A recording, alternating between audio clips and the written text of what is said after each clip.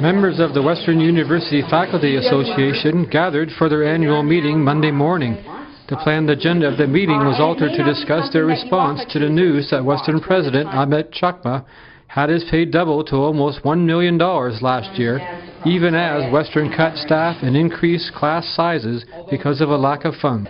And that the motion be worded thus: that UWAFA express its non-confidence in President Chakma and the Chair of the Board of Governors, Mr. Chirag Shah, for the egregious mismanagement of university funds, as demonstrated in the recent double payment of Dr. Chakma, for publicly misrepresenting the realities behind this double payment, and for their willful disregard of the university's core mission.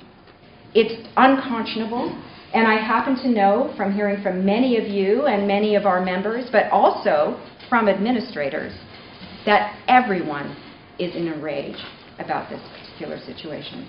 The level of tone deafness that it shows, and not even to mention the university community. We're in a time of budgets being squeezed, but the broader community, where we're constantly being told that we're in a time of austerity, where people are jobless or in increasingly precarious positions. The fact that somehow our president could think that this was an okay thing to do, to take almost $1 million for forgoing a quote-unquote research leave, it still leaves me speechless.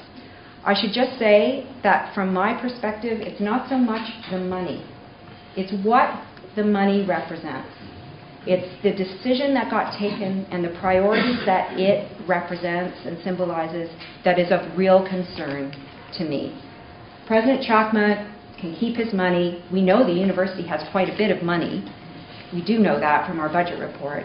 But it's the slap in the face that all of us working and giving our lives to this institution feel as a result of this tone-deaf decision. They contravened all the rules, and I don't want the president of my university being a lawbreaker. The integrity has been violated. I don't like it. The guy needs to go.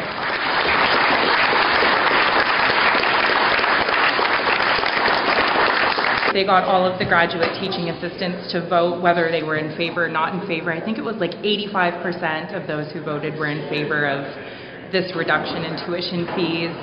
And then the Society of Graduate Students took that to the Board of Governors. And then the Board of Governors basically said, you know, no, that we're not going to even consider that. And then President Chakma said something along the lines of, if you can't afford to be here as a graduate student and you can't secure external funding, then that's not our problem. For the London Free Press, this is Maurice Lamont.